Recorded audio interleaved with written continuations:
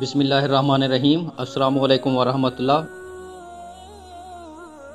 ایک پرانے اور بوسیدہ مکان میں ایک غریب مزدور رہتا تھا۔ مکان کیا تھا، بس آثار قدیمہ کا کھنڈر ہی تھا۔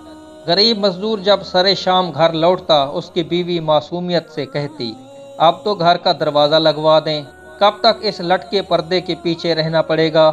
اور ہاں، اب تو پردہ بھی پرانا ہو کر پھٹ گیا ہے، مجھے خوف ہے کہیں چور ہی گھر میں نہ گھس جائے۔ شوہر مسکراتے ہوئے جواب دیتا، میرے ہوتے ہوئے بھلا تمہیں کیا خوف؟ فکر نہ کرو، میں ہوں نا تمہاری چوکھٹ۔ غرض کئی سال اس طرح کے بحث و مباحثے میں گزر گئے۔ ایک دن بیوی نے انتہائی اصرار کیا کہ گھر کا دروازہ لگوا دو۔ بالآخر شوہر کو ہار ماننا پڑی اور اس نے ایک اچھا سا دروازہ لگا دیا۔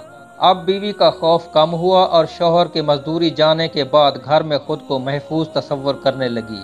ابھی کچھ سال ہی گزرے تھے کہ اچانک شوہر کا انتقال ہو گیا اور گھر کا چراغ بجھ گیا۔ عورت گھر کا دروازہ بند کیے پورا دن کمرے میں بیٹھی رہتی۔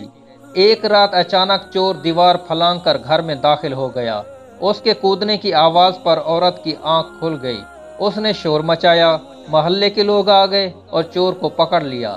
جب دیکھا تو معلوم ہوا کہ وہ چور پڑوسی ہے۔ اس وقت عورت کو احساس ہوا کہ چور کے آنے میں اصل رکاوٹ دروازہ نہیں، میرا شوہر تھا۔ اس چوکھٹ سے زیادہ مضبوط وہ چوکھٹ شوہر تھی۔